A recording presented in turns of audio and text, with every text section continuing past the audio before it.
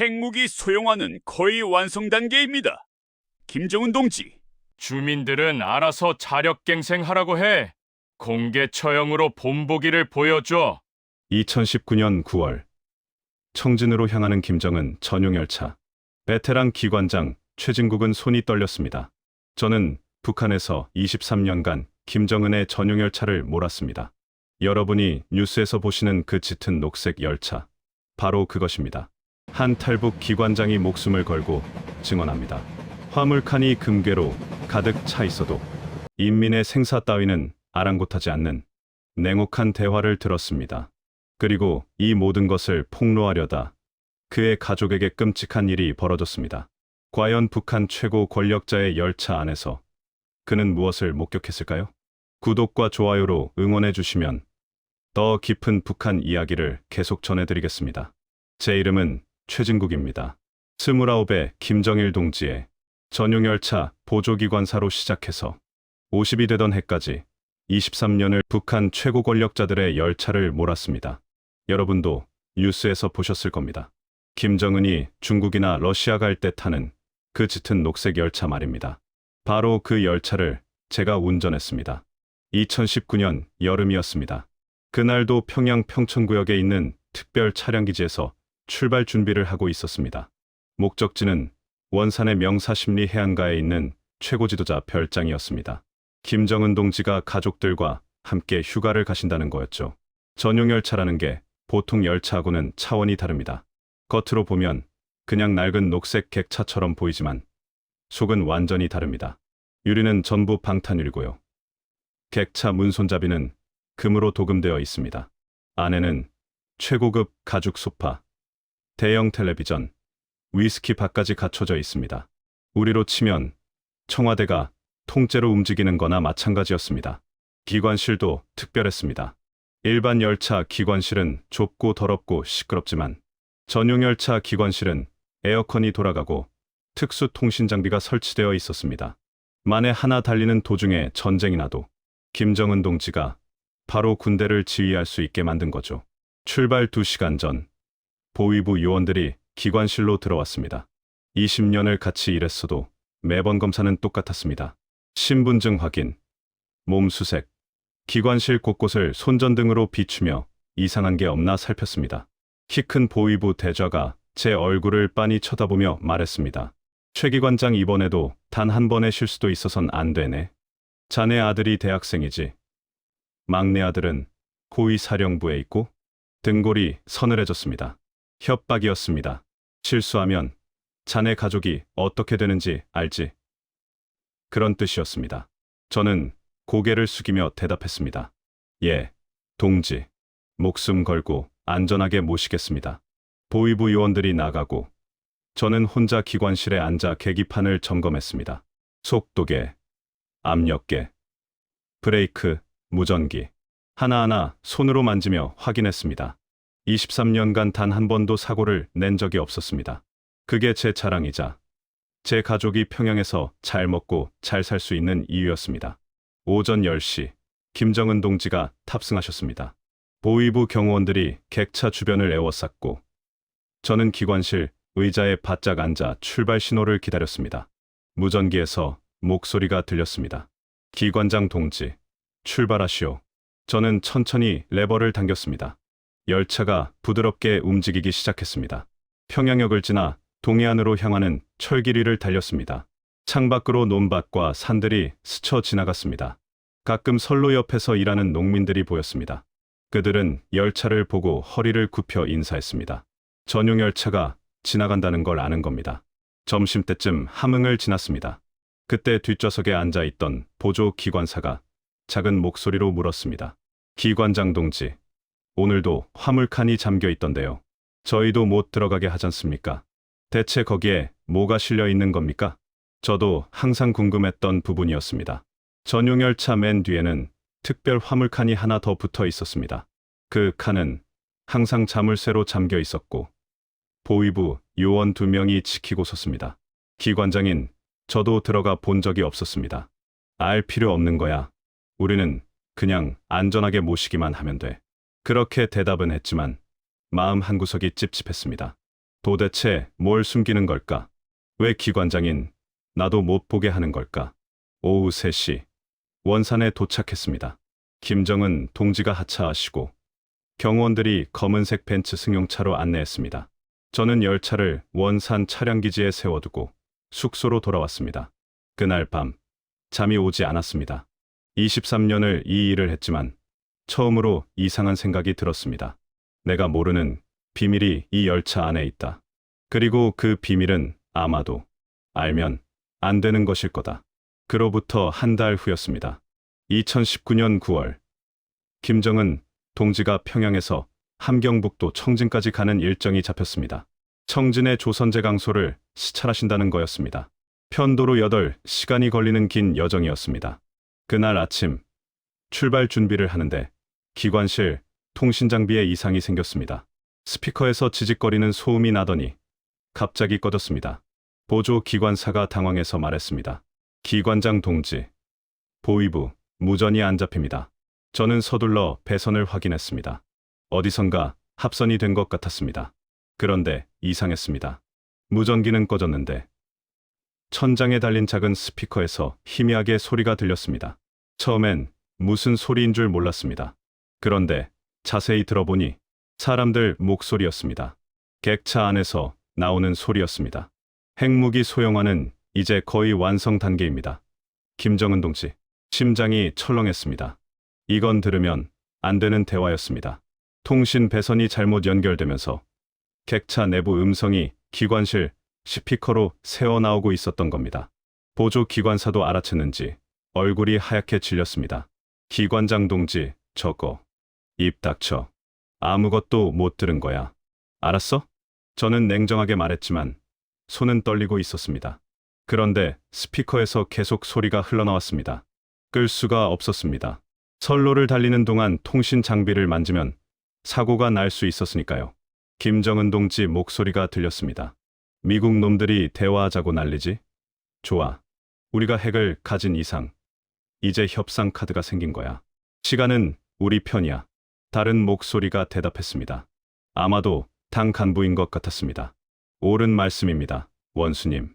그런데 함경도 수해 피해가 심각합니다. 주민 수백 명이 집을 잃고 굶주리고 있습니다. 군부대부터 복구해 탄약고랑 병영 먼저 손보고 주민들은 자력갱생으로 알아서 하라고 해. 가슴이 무너지는 것 같았습니다. 수백 명이 집을 잃었는데 사람보다 탄약고가 먼저라고? 저는 창밖을 보았습니다. 선로 옆으로 작은 농촌 마을들이 지나갔습니다. 낡은 흙집들, 굴뚝에서 피어오르는 연기, 논에서 일하는 사람들. 저 사람들은 자기들이 얼마나 무시당하는지도 모르고 살고 있었습니다. 또 다른 목소리가 들렸습니다. 원수님, 최근 탈북자들이 중국에서 많이 잡혔다고 합니다. 어떻게 처리할까요? 본보기를 보여줘야지. 공개 처형으로 해. 다른 놈들이 겁먹게. 저는 주먹을 불끈 쥐었습니다. 사람 목숨을 파리 목숨처럼 여기는 저 사람들을 위해 제가 23년을 충성했다는 게 믿기지 않았습니다. 점심 무렵 열차가 함경남도 함흥역에 잠시 정차했습니다. 급수를 받기 위해서였습니다. 저는 기관실에서 내려 다리를 쭉 펴고 담배를 피웠습니다. 그때 맨 뒤 화물칸 쪽에서 보위부 요원 2명이 문을 여는 게 보였습니다. 화물을 확인하는 것 같았습니다. 호기심이 생겼습니다. 23년 동안 한 번도 못 본 그 안을 보고 싶었습니다. 저는 슬그머니 객차 뒤로 걸어갔습니다. 화물칸 문이 살짝 열려 있었습니다. 들여다보았습니다. 그리고 얼어붙었습니다. 상자들이 가득 쌓여 있었습니다. 나무 상자가 아니라 금속 상자였습니다. 한 상자가 열려 있었는데 그 안에서 노란 금속 덩어리들이 햇빛에 반짝였습니다. 금괴였습니다. 금괴가 수십 개, 아니 수백 개 쌓여 있었습니다. 거기 뭐 하는 거야? 뒤에서 고함 소리가 들렸습니다. 보위부 중저가 달려왔습니다. 저는 황급히 돌아서며 말했습니다. 아, 죄송합니다. 급수 확인하려다가 기관장 동지라도 여긴 들어올 수 없어. 빨리 기관실로 돌아가시오. 저는 고개를 숙이고 기관실로 돌아왔습니다. 손이 떨렸습니다. 금괴. 그 많은 금괴를 어디에 쓰는 걸까? 인민들은 굶어 죽는데 열차 화물칸엔 금괴가 가득 실려 있다니. 오후 5시 청진에 도착했습니다. 김정은 동지가 하차하셨습니다. 저는 기관실에 혼자 남아 앉아 있었습니다. 머릿속이 복잡했습니다. 오늘 들은 것들, 본 것들이 계속 머릿속을 맴돌았습니다. 인민은 자력갱생으로 알아서 하라고 해. 공개 처형으로 본보기를 보여줘. 그리고 화물칸 가득한 금괴들. 저는 깨달았습니다. 내가 23년 동안 운전해온 이 열차는 사람을 위한 게 아니었다. 이 열차는 권력을 싣고 다니는 거짓말 덩어리였다. 그리고 나는 그 거짓말의 운전사였다. 그날 밤 숙소로 돌아와 잠을 청했지만 잠이 오지 않았습니다. 천장만 바라보며 생각했습니다.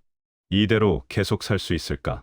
언젠가는 내 가족도 저 사람들에게 버림받는 날이 오는 거 아닐까? 그리고 그 예감은 한 달 후에 현실이 되었습니다. 2019년 10월 어느 새벽, 집 문을 두드리는 소리에 잠에서 깼습니다. 시계를 보니 새벽 4시였습니다. 아내가 겁에 질린 얼굴로 저를 흔들었습니다.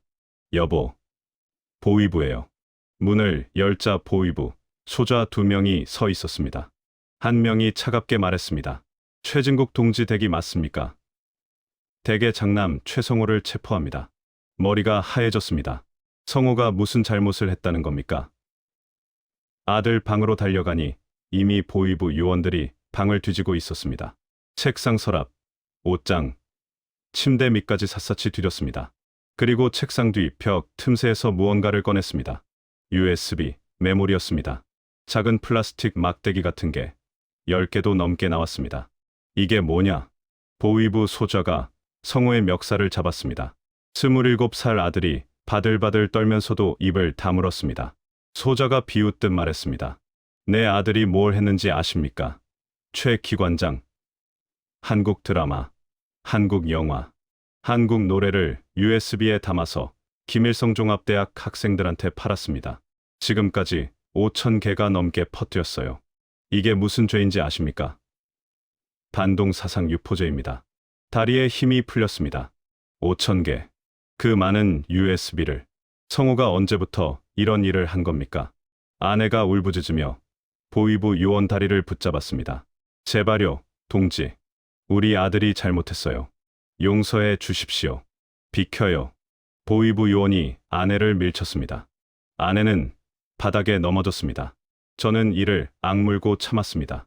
여기서 대들었다간 저까지 끌려갑니다. 성호는 수갑이 채워진 채 끌려나갔습니다. 문 앞에서 고개를 돌려 저를 보았습니다. 눈에 눈물이 가득했습니다. 아버지, 미안해요. 그게 마지막이었습니다. 문이 닫히고 아들은 사라졌습니다. 며칠 후 보위부에서 연락이 왔습니다. 성호는 평안남도 개천에 있는 제14호 교화소로 보내졌다고 했습니다. 형량은 15년. 아내는 그 소식을 듣고 쓰러졌습니다. 저는 아내를 부축하며 눈물을 삼켰습니다.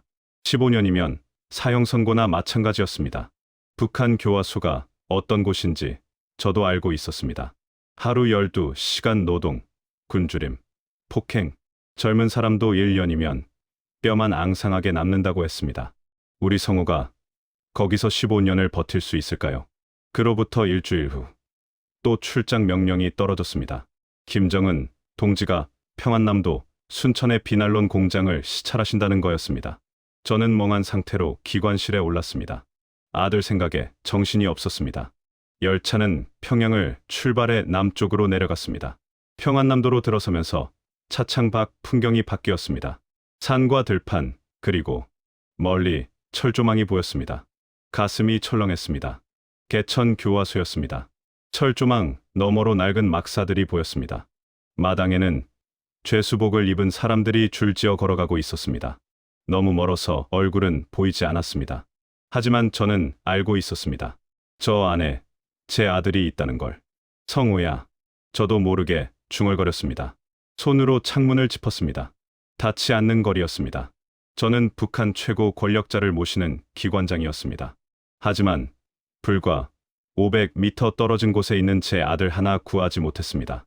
열차가 교화소를 지나쳤습니다. 철조망이 점점 작아지더니 시야에서 사라졌습니다. 저는 주먹을 불끈 쥐었습니다. 손톱이 손바닥에 박혔습니다. 순천에 도착해서 열차를 세웠습니다. 김정은 동지가 하차하신 후 보위부 대저가 기관실로 올라왔습니다. 차가운 눈으로 저를 바라보며 말했습니다. 최 기관장, 아들 일로 마음 아프겠지만 그래도 동지는 임무를 계속 수행해야 하오. 알겠소? 예, 동지. 아들을 살리고 싶으면 계속 충성하시오. 만약 동지가 이상한 행동을 하면 아들뿐 아니라 댁의 막내 아들도 부인도 무사하지 못할 거요. 협박이었습니다. 노골적인 협박이었습니다. 저는 고개를 숙였습니다. 보위부 대전은 비웃듯 코웃음을 치고 내려갔습니다. 저는 기관실에 혼자 남았습니다. 창밖을 바라보았습니다. 공장 굴뚝에서 시커먼 연기가 피어올랐습니다. 저는 천천히 생각을 정리했습니다. 이대로 있으면 성우는 죽습니다. 15년은커녕 3년도 버티지 못할 겁니다. 보위부는 저를 계속 협박하며 부릴 겁니다. 언젠가는 저도 제 가족도 버림받을 겁니다. 그렇다면 방법은 하나뿐입니다. 이 열차를 타고 탈출하는 겁니다. 김정은을 실어 나르는 이 열차를 이용해서 제 가족을 살리는 겁니다. 그리고 성우를 구하는 겁니다. 미친 생각이었습니다. 하지만 다른 방법이 없었습니다. 그날 밤 저는 결심했습니다. 죽을 각오로 아들을 구하겠다고. 이 열차가 지옥으로 가는 길이라면 저는 그 방향을 바꿀 겁니다. 설령 제가 죽더라도 아들만큼은 살리겠습니다. 아버지로서 할 수 있는 마지막 일이었습니다. 아들이 잡혀간 후 한 달이 흘렀습니다. 2019년 11월 김정은 동지의 중국 방문 준비로 바쁜 날들이 이어졌습니다. 중국 국경까지 시험 운행을 여러 번 해야 했습니다. 신의주까지 가는 구간이었습니다. 어느 날 밤 신의주 근처를 지나는데 기관실 라디오에서 잡음이 들렸습니다. 북한에서는 라디오 주파수가 고정되어 있습니다. 조선중앙방송만 나오게 되어 있죠. 하지만 중국 국경 근처에서는 가끔 외국 방송이 잡혔습니다. 지직, 지직, 잡음 사이로 희미하게 한국말이 들렸습니다. 보조 기관사는 졸고 있었습니다. 저는 슬그머니 볼륨을 조금 높였습니다. 북한 동포 여러분, 여러분께 진실을 전합니다. 한국 방송이었습니다. 심리전 방송이라고 하는 거였습니다. 남쪽에서 북쪽을 향해 보내는 라디오 방송이었죠. 잡히면 큰일 나는 거였습니다. 하지만 저는 계속 들었습니다. 북한 내부의 엘리트 여러분, 여러분이 알고 있는 진실을 외부에 알려주십시오. 여러분이 움직이면 체제는 흔들립니다. 우리는 여러분을 도울 준비가 되어 있습니다. 가슴이 두근거렸습니다. 그때 방송에서 믿을 수 없는 말이 나왔습니다. 특히 전용열차 관계자 여러분, 최진국 기관장님, 당신의 아들 최성우 씨가 개천 교화소에 수감되어 있다는 것을 우리는 알고 있습니다. 우리는 당신을 도울 수 있습니다. 라디오를 꺼버렸습니다. 손이 떨렸습니다. 어떻게 남쪽에서 제 이름을, 제 아들 이름을 알고 있는 겁니까? 어떻게 개천 교화소라는 것까지 알고 있는 겁니까? 머리가 복잡했습니다. 이게 함정인가? 보위부가 저를 시험하는 건가? 아니면 정말로 남쪽에서 절 도우려는 건가? 며칠 후 더 이상한 일이 벌어졌습니다. 또다시 중국 국경 지역을 운행하는데 철도 신호 시스템에 이상한 코드가 들어왔습니다. 선로 전환 신호였는데 평소와는 다른 패턴이었습니다. 기관장 동지, 이거 신호가 이상한데요? 보조 기관사가 물었습니다. 저는 신호를 자세히 들여다봤습니다. 빨강, 초록, 노랑 신호등이 이상한 순서로 깜박였습니다. 빨강, 초록, 노랑, 초록, 빨강. 처음엔 고장인 줄 알았습니다. 그런데 가만히 보니 규칙이 있었습니다. 철도 신호에는 비상 암호 체계가 있습니다. 전쟁 때 쓰라고 만든 건데 보통은 쓰지 않습니다. 저는 23년 전 기관사 교육 때 그걸 배웠습니다. 신호를 해독해봤습니다. 열차, 정보, 제공, 가족, 탈출, 지원. 숨이 멎는 것 같았습니다. 이건 남쪽에서 보낸 암호였습니다. 저한테 보낸 메시지였습니다. 열차 정보를 제공하면 가족 탈출을 지원하겠다는 뜻이었습니다. 기관장 동지? 보조 기관사가 이상하다는 듯 저를 쳐다봤습니다. 저는 애써 태연한 척하며 말했습니다. 아, 신호 고장인 것 같네. 본부에 보고해야겠어. 자네는 신경 쓰지 말고. 그날 밤 숙소로 돌아와서 잠을 못 잤습니다. 계속 생각했습니다. 이게 진짜일까? 남쪽에서 정말 날 도와줄 수 있을까?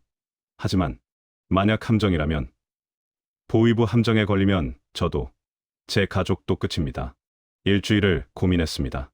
아내는 매일 울었습니다. 성호 소식이 없었습니다. 교화소에서는 면회도 안 됐습니다. 편지도 못 보냈습니다. 아들이 살아있는지 죽었는지도 모르는 상황이었습니다.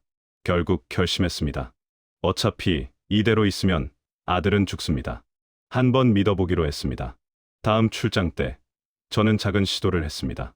운행 일지를 작성하면서 열차 속도와 위치 정보를 평소보다 더 자세히 적었습니다. 그리고 선로 상태 점검 필요 부분에 이상한 숫자를 적어 넣었습니다. 12에 47에 89에 33. 이건 제가 임의로 만든 암호였습니다. 도와주세요를 숫자로 바꾼 겁니다. 만약 남쪽 정보기관이 정말로 저를 주시하고 있다면 이 암호를 알아볼 거라고 생각했습니다. 운행 일지는 당 중앙에 보고됩니다. 하지만 그 과정에서 여러 사람 손을 거칩니다. 혹시 그 중에 남쪽 첩자가 있을지도 모른다고 생각했습니다. 이틀 후 또 신호 시스템에 암호가 들어왔습니다. 메시지. 확인. 다음. 지시. 대기. 손이 떨렸습니다. 통했습니다. 남쪽에서 제 메시지를 받았습니다. 이제 진짜가 됐습니다. 저는 한국 정보기관과 은밀한 연락을 시작한 겁니다. 북한 최고 권력자의 기관장이 남쪽과 손을 잡은 겁니다. 들키면 삼족이 멸문당할 일이었습니다.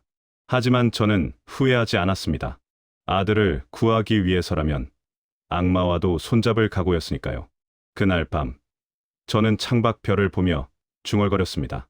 성우야, 조금만 기다려라. 아빠가 반드시 널 구할 거다. 그 후로 저는 조심스럽게 남쪽과 연락을 주고받았습니다.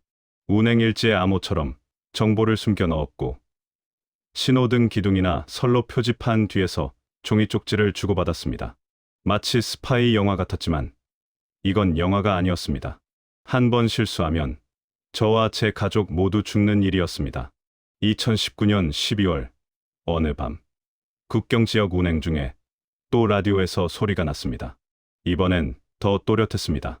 최 기관장님, 주파수를 1이 7.6으로 맞춰주십시오. 저는 라디오 다이얼을 조심스럽게 돌렸습니다. 7.6. 잡음이 줄어들고 남자 목소리가 선명하게 들렸습니다. 최 기관장님, 저희는 대한민국 국가안보실입니다. 지금부터 제가 하는 말을 잘 들어주십시오. 심장이 쿵쾅거렸습니다. 국가안보실. 그러니까 남쪽 정부가 직접 나선 겁니다. 당신의 아들 최성호는 지금 개천 제14호 교화소에 수감되어 있습니다. 우리는 그를 구출할 방법을 찾고 있습니다. 하지만 당신의 협조가 필요합니다. 어떻게 도와드리면 됩니까? 제 목소리가 떨렸습니다. 보조 기관사가 깰까봐 목소리를 최대한 낮췄습니다. 김정은의 전용 열차 운행 일정을 알려주십시오. 정확한 시간, 경로, 속도, 그리고 가능하다면 화물칸에 실린 물품 목록도 필요합니다. 그건 국가 기밀입니다. 만약 발각되면 알고 있습니다. 위험한 일입니다. 하지만 이것만이 당신 아들을 살릴 방법입니다. 우리는 북한 내부에 협력자들이 있습니다. 당신이 정보를 주면 우리가 아들을 구출하는 공작을 펼칠 수 있습니다. 잠시 침묵이 흘렀습니다. 저는 주먹을 쥐었다 폈다 했습니다. 알겠습니다. 하겠습니다. 감사합니다. 기관장님, 당신은 영웅입니다. 영웅이라니요. 저는 그저 아들을 살리고 싶은 아버지일 뿐이었습니다. 다음 날부터 저는 본격적으로 정보를 모으기 시작했습니다. 운행 일지를 복사했습니다. 출발 시간, 도착 시간, 중간 정차 지점, 평균 속도, 모든 걸 작은 노트에 적었습니다. 화물칸이 궁금했습니다. 안에 뭐가 실렸는지 확인해야 했습니다. 2020년 1월, 김정은 동지가 러시아 블라디보스토크를 방문하고 돌아오는 일정이 있었습니다. 열차가 원산역에 잠시 정차했을 때 저는 기회를 봤습니다. 보위부 요원들이 김정은 동지를 모시고 역사 안으로 들어갔습니다. 화물칸 경비가 잠깐 비는 틈이었습니다. 저는 휴대전화를 꺼냈습니다. 북한에선 휴대전화가 귀했지만 기관장급 간부는 가질 수 있었습니다. 물론 인터넷은 안 되고 전화만 되는 거였지만 카메라 기능은 있었습니다. 화물칸 문틈으로 휴대전화를 밀어 넣고 사진을 찍었습니다. 찰칵, 찰칵, 금속 상자들, 금괴들이 찍혔습니다. 서류 가방도 보였습니다. 아마 중요한 문서들인 것 같았습니다. 거기 누구야? 뒤에서 고함 소리가 들렸습니다. 보위부 병사였습니다. 저는 재빨리 휴대전화를 주머니에 넣고 돌아섰습니다. 아, 나야. 기관장이야. 화물칸 문 잠금 장치 확인하는 거였어. 기관장 동지라도 여기 함부로 오시면 안 됩니다. 미안하네. 안전 점검이 습관이 되어서 말이야. 병사는 의심스러운 눈초리로 저를 쳐다봤지만 더는 뭐라 하지 않았습니다. 저는 기관실로 돌아왔습니다. 등에 식은땀이 흘렀습니다. 며칠 후 중국 단둥으로 가는 출장이 있었습니다. 북중 철도 협력 회의였습니다. 저는 회의가 끝나고 호텔에서 나와 약속된 장소로 갔습니다. 압록강이 내려다 보이는 작은 공원이었습니다. 벤치에 앉아 있으니 한 남자가 다가왔습니다. 조선족인 것 같았습니다. 최동무? 네, 나 리춘식이라고. 하우, 여기 있는 거 주면 돼우. 저는 주머니에서 USB를 꺼냈습니다. 거기에 휴대전화에서 옮긴 사진들과 운행일지 사본이 들어 있었습니다. 남자는 USB를 받아 재킷 안주머니에 넣었습니다. 아들 소식은 어떻습니까? 곧 연락 올 거우. 조금만 더 기다리우. 남자는 그렇게 말하고 자리를 떴습니다. 저는 벤치에 그대로 앉아 압록강을 바라봤습니다. 강 건너편이 중국이었습니다. 그 너머가 자유였습니다. 평양으로 돌아온 다음 날 보위부에서 연락이 왔습니다. 가슴이 철렁했습니다. 들킨 건가? 하지만 내용은 달랐습니다. 최 기관장 동지, 앞으로 기관실에 감시 카메라를 설치하기로 했습니다. 보안 강화 차원입니다. 감시 카메라. 이건 큰일이었습니다. 카메라가 설치되면 라디오도 못 듣고 종이도 못 숨기고 아무것도 못 합니다. 언제 설치합니까? 내일 오전입니다. 하룻밤밖에 없었습니다. 저는 급히 생각했습니다. 방법을 찾아야 했습니다. 다음 날 아침 기술자들이 와서 카메라를 설치했습니다. 기관실 천장에 작은 카메라가 달렸습니다. 배선 작업을 하는 동안 저는 유심히 지켜봤습니다.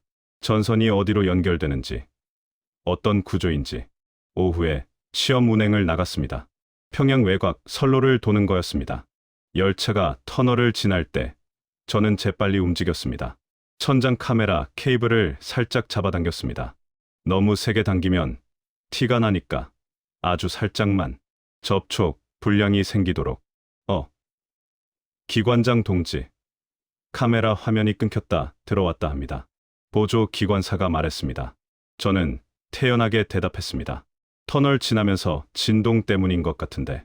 차량기지 돌아가서 점검해야겠어. 차량기지로 돌아와서 기술자를 불렀습니다. 기술자가 확인하더니 고개를 갸우뚱했습니다. 이상하네요. 케이블이 느슨해진 것 같은데. 다시 고정하겠습니다. 아니, 괜찮아. 진동 많이 받는 곳이니까 자주 이럴 거야. 그냥 두고 나중에 다시 보지 뭐. 기술자는 그렇게 하겠다고 했습니다. 저는 안도의 한숨을 쉬었습니다. 일단 시간을 벌었습니다. 그날 밤 다시 라디오에서 목소리가 들렸습니다. 기관장님, 정보 잘 받았습니다. 큰 도움이 됩니다. 조금만 더 힘내십시오. 곧 당신과 가족을 구출할 계획을 알려드리겠습니다. 저는 작은 소리로 대답했습니다. 감사합니다. 제발, 제 아들 좀 살려주십시오. 줄타기는 계속되었습니다. 2020년 1월 중순, 라디오에서 다시 연락이 왔습니다. 기관장님, 드디어 계획을 말씀드릴 때가 왔습니다. 잘 들어주십시오. 저는 볼륨을 최대한 낮추고 귀를 라디오에 바짝 댔습니다. 다음 달 김정은이 러시아를 방문합니다. 돌아올 때 당신이 운전을 맡게 될 겁니다. 두만강 인근 구간을 지날 때 작은 탈선 사고를 연출해 주십시오. 그 혼란 속에서 우리가 움직이겠습니다. 탈선 사고요? 그럼 사람들이 다칠 수도. 경미한 사고입니다. 다치는 사람 없도록 할 수 있습니다. 당신은 23년 경력의 베테랑 기관사니까요. 맞는 말이었습니다. 저는 열차 속도와 브레이크를 완벽하게 조절할 수 있었습니다. 위험하지 않으면서도 탈선처럼 보이게 만들 수 있었습니다.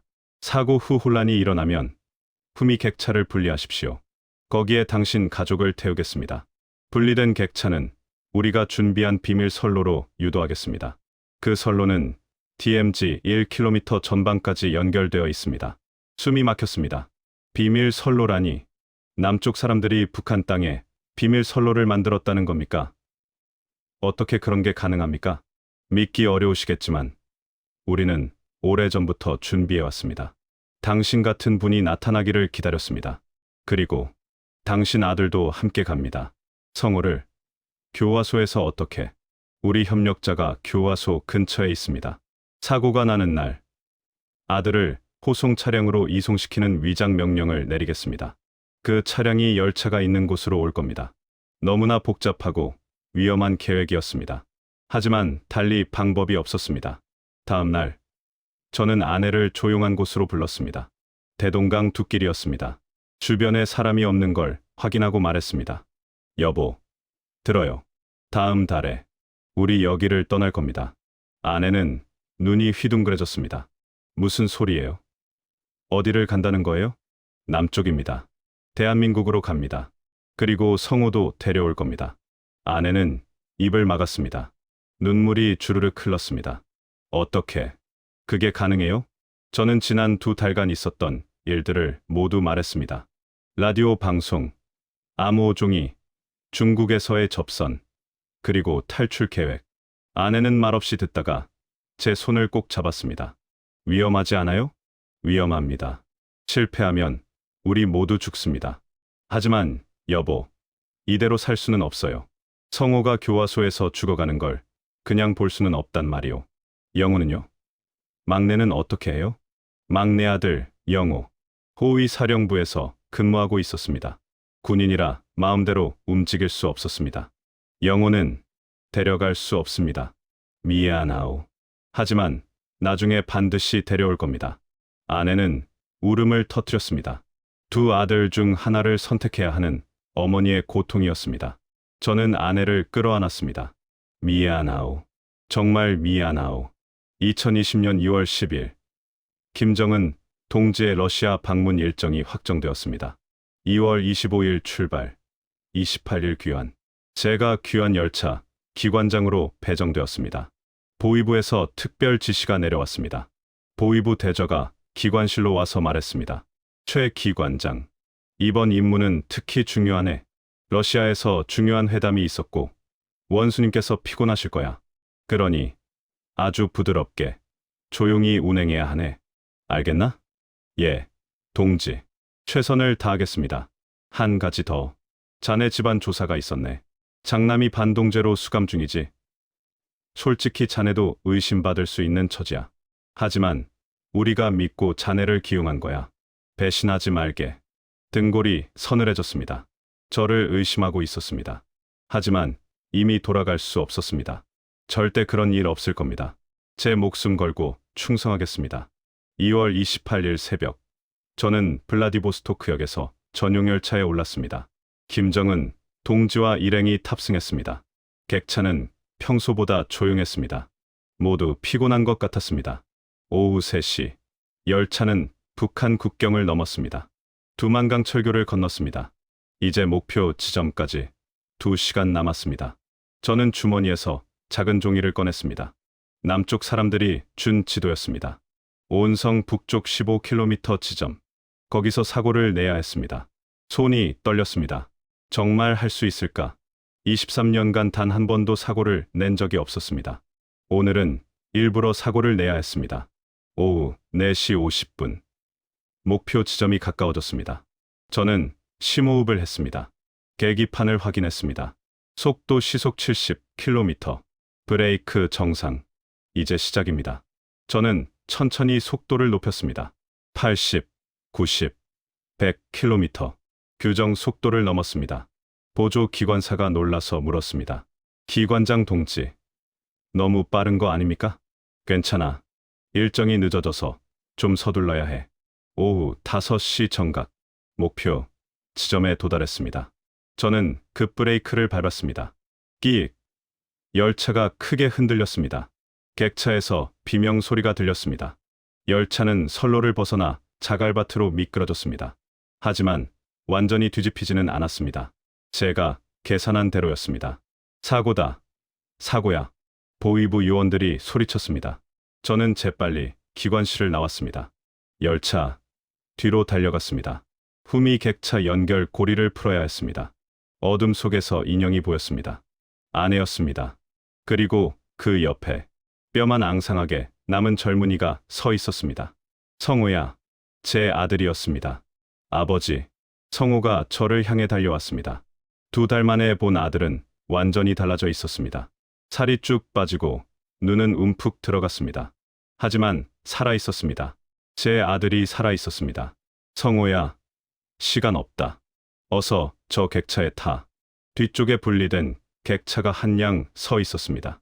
아내와 성호를 객차에 밀어 넣었습니다. 그때 앞쪽에서 고함 소리가 들렸습니다. 기관장, 뭐 하는 거야? 보위부 요원들이 달려오고 있었습니다. 저는 재빨리 객차 연결 고리를 풀었습니다. 철컥, 객차가 분리되었습니다. 거기 서. 보위부 중저가 권총을 꺼내 들었습니다. 저는 객차 난간에 매달려 소리쳤습니다. 지금 출발해. 어디선가 작은 기관차가 나타났습니다. 객차 앞에 연결되더니 움직이기 시작했습니다. 남쪽 사람들이 준비한 거였습니다. 저는 객차에 올라탔습니다. 탕, 총소리가 울렸습니다. 객차 벽에 총알이 박혔습니다. 저는 몸을 낮추고 객차 안으로 들어갔습니다. 아내가 비명을 질렀습니다. 여보, 괜찮아요. 엎드려요. 객차가 점점 빨라졌습니다. 시속 40, 50, 60km. 뒤를 돌아보니 보위부 요원들이 차량을 타고 쫓아오고 있었습니다. 이쪽입니다. 객차 안에서 낯선 남자 목소리가 들렸습니다. 조선족인 것 같았습니다. 단둥에서 만났던 리춘식이었습니다. 저를 따라오십시오. 곧 선로가 바뀝니다. 과연 2분 뒤 선로가 갈라졌습니다. 왼쪽은 평양 방향, 오른쪽은 산속으로 들어가는 좁은 선로였습니다. 기관차는 오른쪽으로 꺾었습니다. 비밀 선로였습니다. 선로는 숲속으로 이어졌습니다. 나무들 사이로 난 좁은 길이었습니다. 누가 언제 만든 건지 알 수 없었습니다. 객차는 덜컹거리며 달렸습니다. 얼마나 더 가야 합니까? 40분입니다. DMZ까지 40분. 뒤에서 총소리가 들렸습니다. 보위부 차량이 아직도 쫓아오고 있었습니다. 하지만 차량은 선로를 따라올 수 없었습니다. 그들은 무전기로 지원을 요청할 것이고 곧 군대가 출동할 겁니다. 어머니, 괜찮으세요? 성호가 노모를 부축했습니다. 어머니는 78살이었습니다. 이 고생을 견딜 수 있을까요?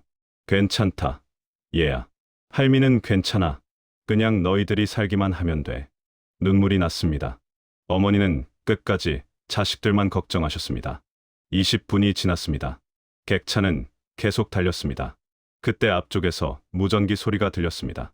남쪽 팀입니다. 북한군 추격 부대가 헬기를 띄웠습니다. 5분 안에 따라잡힐 겁니다. 하늘에서 둥둥거리는 소리가 들렸습니다. 헬기였습니다. 조명이 숲을 비췄습니다. 우리를 찾고 있었습니다. 빨리, 더 빨리 갈 수 없습니까? 이게 최고 속도입니다. 탕탕탕, 헬기에서 기관총을 쏘기 시작했습니다. 총알이 객차 지붕에 쏟아졌습니다. 쾅쾅쾅, 금속이 부딪히는 소리가 귀를 찢었습니다. 엎드려요. 모두 엎드려요. 저는 가족들을 바닥에 눕혔습니다. 성호가 어머니를 감싸 안았습니다. 저는 아내를 끌어안았습니다. 객차가 흔들렸습니다. 창문이 깨졌습니다. 유리 조각이 쏟아졌습니다. 아내가 비명을 질렀습니다. 팔에 유리 파편이 박혔습니다. 피가 흘렀습니다. 여보, 괜찮아요? 괜찮아요. 계속 가요. 그때 멀리서 다른 소리가 들렸습니다. 휙, 뭔가 하늘을 가르는 소리였습니다. 미사일이었습니다. 남쪽에서 쏜 대공 미사일이었습니다. 쾅, 북한군 헬기가 폭발했습니다. 화염이 하늘을 밝혔습니다. 헬기는 산 아래로 추락했습니다. 좋아. DMZ가 보입니다. 리춘식이 소리쳤습니다. 앞쪽에 철조망이 보였습니다. 높은 철조망, 감시탑, 지뢰밭, DMZ였습니다. 하지만 그 너머에 또 다른 철조망이 보였습니다. 남쪽 철조망이었습니다. 그리고 철조망 앞에 군인들이 서 있었습니다. 남쪽 군인들이었습니다. 객차가 멈췄습니다. 선로의 끝이었습니다. 철조망에서 1km 떨어진 지점이었습니다. 내리십시오. 빨리. 남쪽 군인들이 달려왔습니다. 특수부대복을 입고 있었습니다. 그들은 우리를 부축해서 객차 밖으로 끌어냈습니다. 걸을 수 있습니까? 네. 네. 우리는 비틀거리며 걸었습니다. 뒤에서 총소리가 들렸습니다. 북한군이 또 쫓아오고 있었습니다. 하지만 이미 늦었습니다. 우리는 남쪽 군인들에게 둘러싸여 있었습니다. 헬기 소리가 들렸습니다. 이번엔 남쪽 헬기였습니다. 큰 수송 헬기가 내려왔습니다. 군인들이 우리를 헬기에 태웠습니다. 헬기가 떴습니다. 지상에서 멀어졌습니다. 창밖으로 DMZ가 보였습니다. 철조망, 지뢰밭, 감시탑, 그 모든 게 점점 작아졌습니다. 저는 아내의 손을 잡았습니다. 성우 어깨를 감싸 안았습니다. 어머니를 바라봤습니다. 우리 가족이 모두 살아 있었습니다. 성우가 울먹였습니다. 아버지, 우리 정말 남쪽으로 가는 거예요? 그래, 아들아, 이제 자유다. 헬기는 남쪽 하늘을 향해 날아갔습니다. 저는 창밖을 보았습니다. 북쪽 하늘은 어두웠지만 남쪽 하늘에는 별이 빛나고 있었습니다. 우리는 살아남았습니다. 헬기는 강원도 어느 군부대에 착륙했습니다. 2020년 2월 28일 밤 9시, 우리가 자유대한민국 땅을 밟은 순간이었습니다. 군인들이 우리를 부축해서 건물 안으로 안내했습니다. 따뜻한 방이었습니다. 난방이 빵빵하게 들어와 있었습니다. 북한에선 한겨울에도 난방이 제대로 안 됐는데 여기는 한여름처럼 따뜻했습니다. 의사가 와서 우리를 진찰했습니다.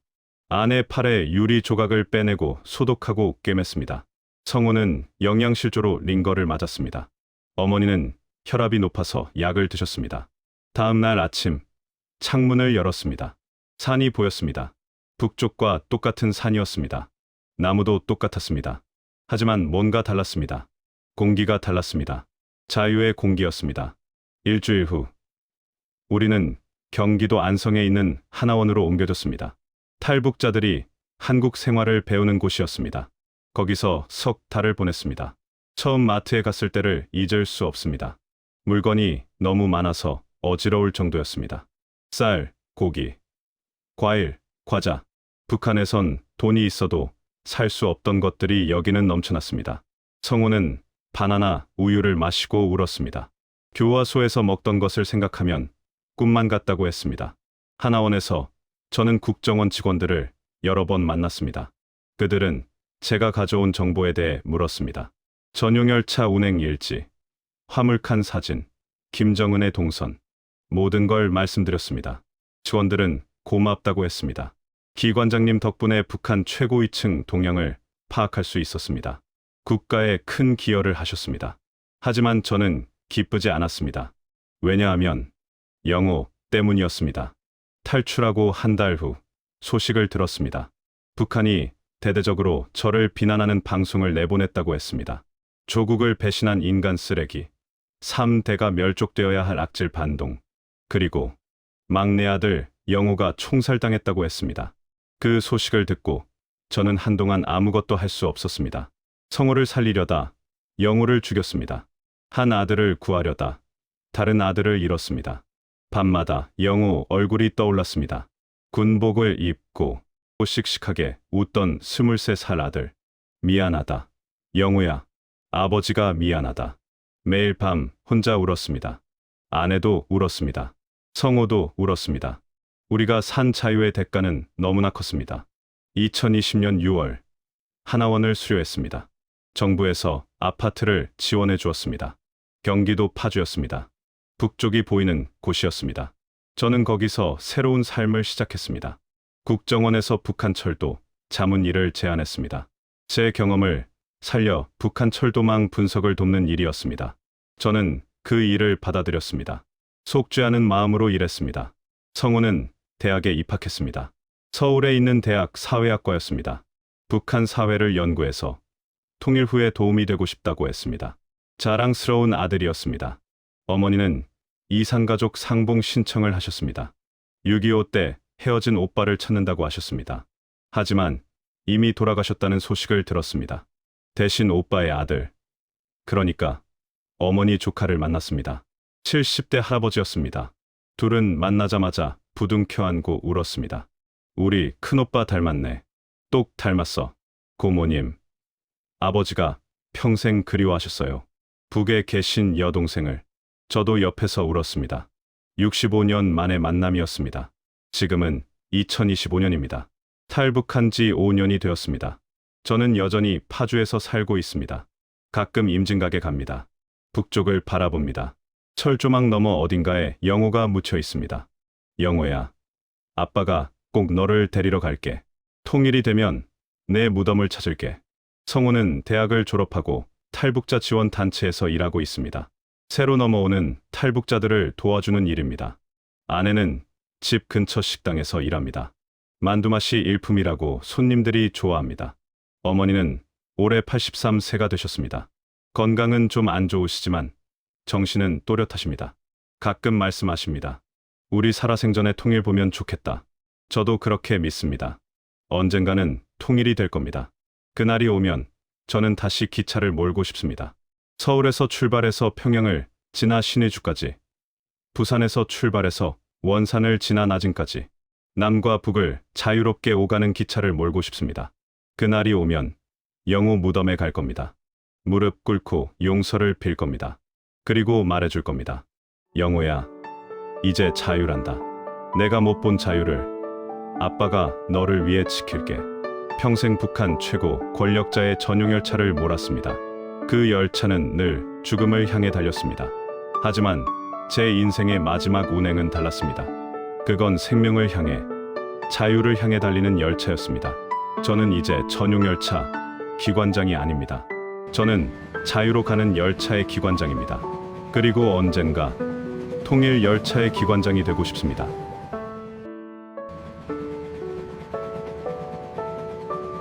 지금까지 시청해 주셔서 감사합니다.